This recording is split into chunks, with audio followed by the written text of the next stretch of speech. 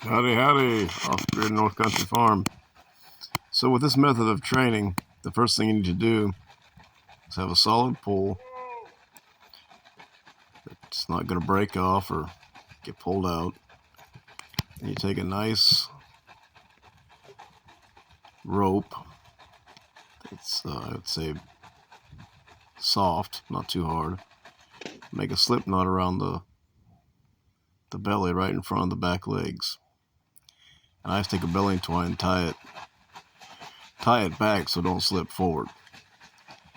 And then I tie that rope, run a rope through the halter and tie it to the pole. Actually, I have two halters on this horse just in case one breaks. And then tie it to the pole, about midway up the pole, which would be about even with the horse's shoulders, so that if he falls down, he doesn't hang himself. And you want to make it so that they can run around the pole with no interference at all. And then I try to make all kinds of loud noises and shake bags, bang cans, and shake balls of stones in them to get them used to the noise and the movement.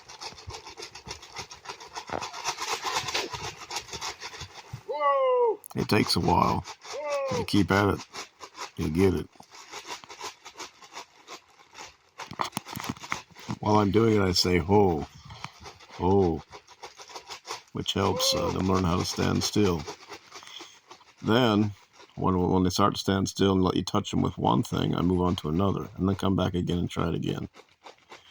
And I've had horses that I took because were a lot wilder than this one, and I had within half an hour ridden them after I first line dragged them. So once I've done this treatment, I like to put the saddle on, put driving lines on, drive them, teach them to giddy up or with a whip, and that way they'll go. A lot of times after you've done this, they'll just want to stand, and no noise will make them go. If it's done properly, it usually only has to be done once like this, and then the next time will be a whole lot easier. Sometimes a few repeat lessons are necessary, but it seems like that they catch on pretty quick once they realize it's not going to hurt them. And by standing still, the rope doesn't tighten up on their back and their waist. It really seems to, without the rope on the waist, it takes a whole lot longer and it's not nice. He knows how he's standing forward and the rope's loose. He knows if he stands forward, it's not going to hurt him, so they figure that out pretty quick. And I've used this method quite a few times with very wild horses and had good results.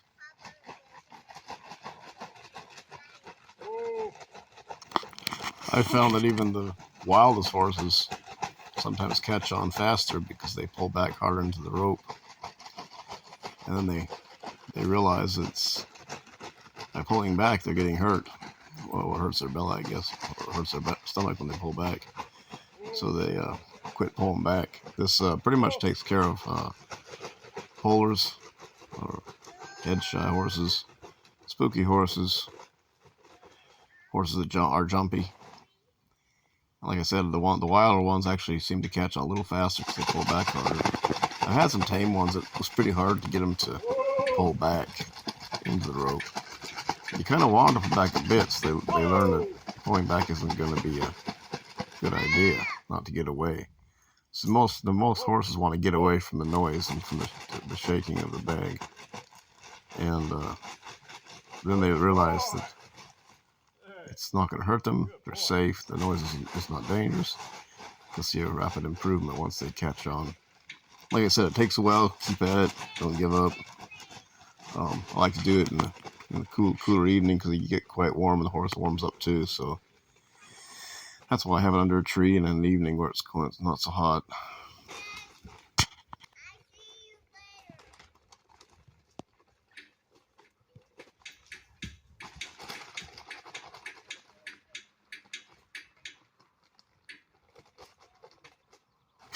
You can use a lot of different noise-making methods. I mean, I found these feed bags that are plastic are nice for making noise. Here I'm trying to buck it. It didn't quite work out as good, but it's good to switch off with different noise and different objects.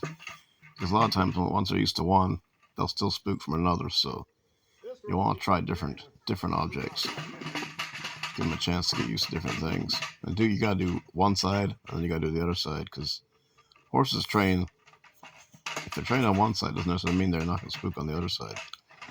So it seems like this horse here, when you're looking at him, his right side, he's not quite as spooky as his left side.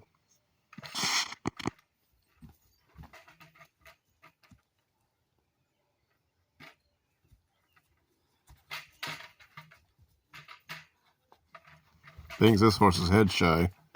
I'm trying to touch his head quite a bit because he's been ridden and he's trained to ride. He does pretty good, they say, riding, but he just, every time you get close to his head or touch his head, he just go crazy. So I'm trying to get his head to where he touches his ears and his head without having him throw a fit. That's the main goal of this training session, is to get him to accept being touched on the head, the ears, over the pole.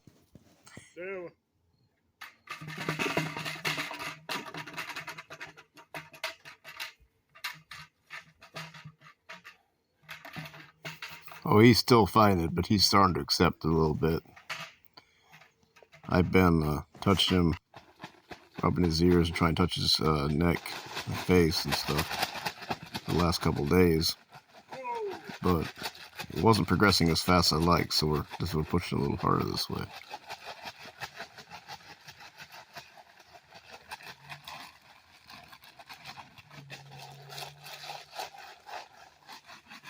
Yeah, some horses really throw a fit when you touch their legs or bellies. This horse seems not to care if his leg or belly gets touched.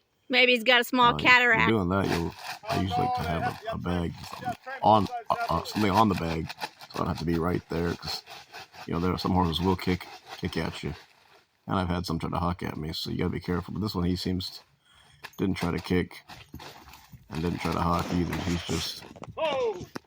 He's just trying to stay away from keep his head away from it.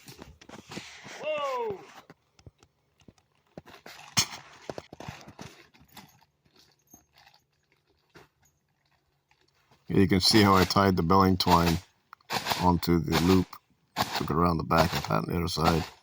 I'll keep it from sliding forward. They don't slide forward very often, but I've seen that a couple times. I've had them slide forward on me. That's not a really good idea. It doesn't help much when that happens. So keep it where it's supposed to stay with the belling twine.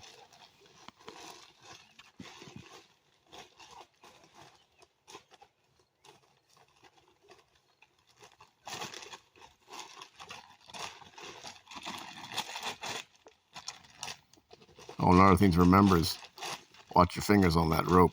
When they go around the pole and pull back, get your fingers caught between the pole and the rope. It hurts pretty bad. I've done it before, so just keep that in mind.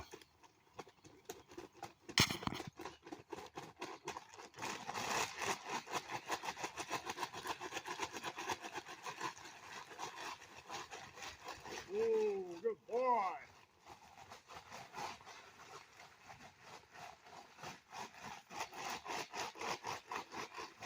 Yeah, just keep watching. You'll see him. He'll pretty much give in and stand still and let me put a halter or a bit in his mouth, and then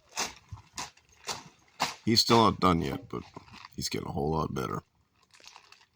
Guess I'll take it.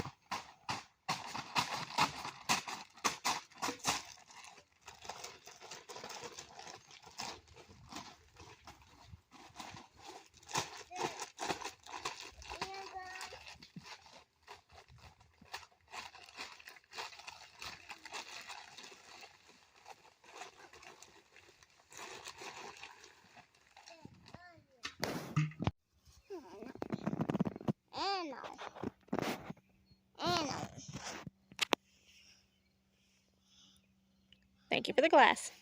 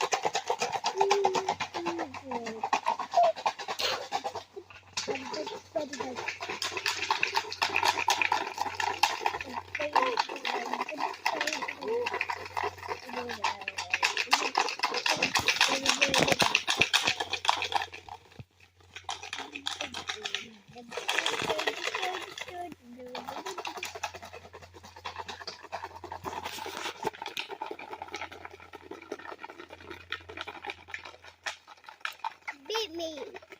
Sickle. Pickle.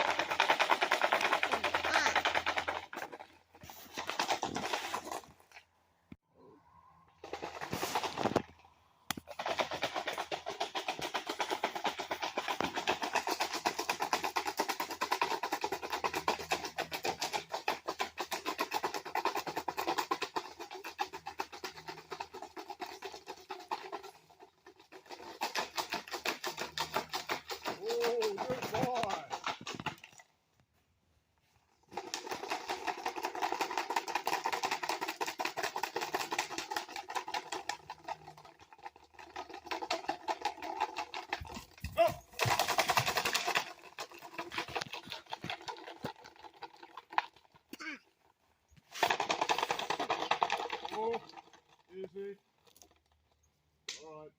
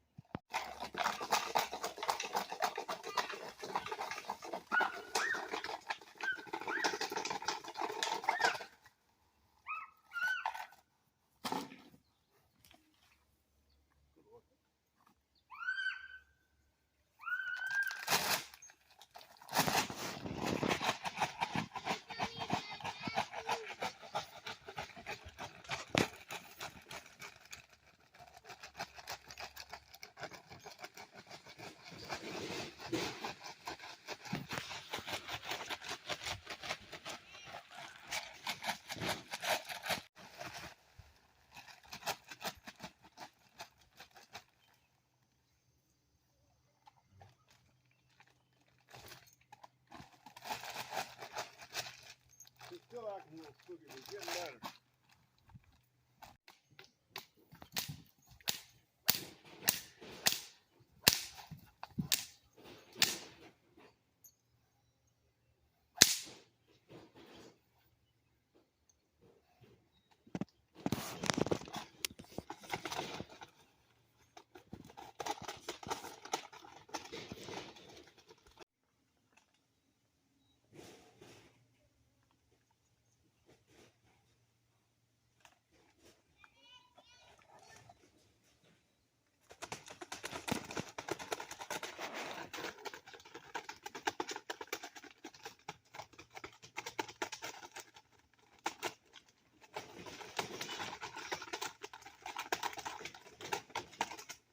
used to tie it to a stick, but sticks are a little too hard if you hit them, so the whip's actually the best. It's not a. Now it's what I'm smart. Here.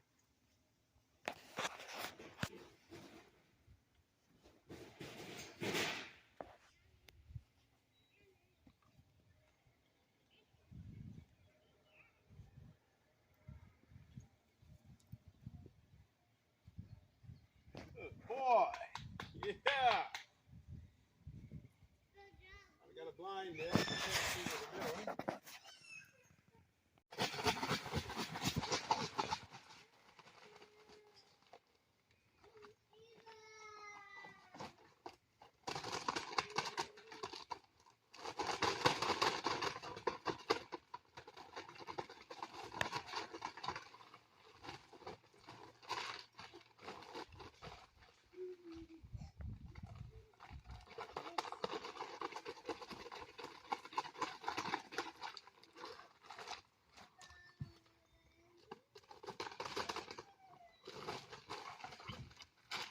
Oh.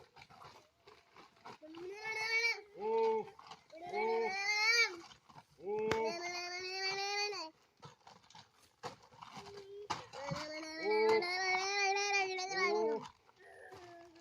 Hey, Johnny. All right. See if we can get this off without a problem. Hey. No.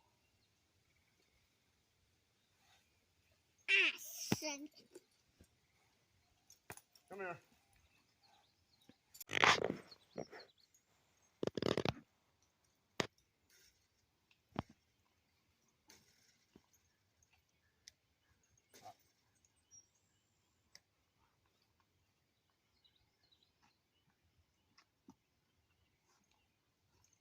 Hey.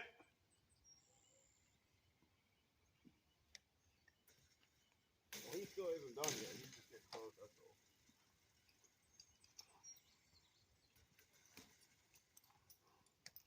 Okay, so now I need.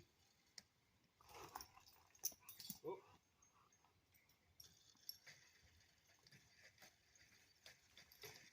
Oh.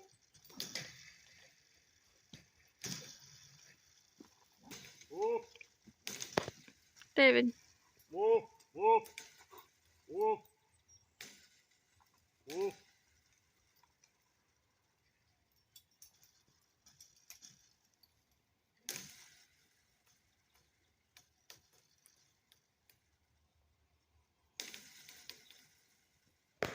Whoa.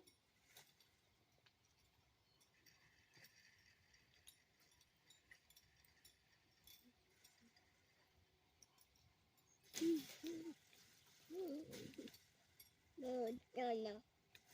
No, no.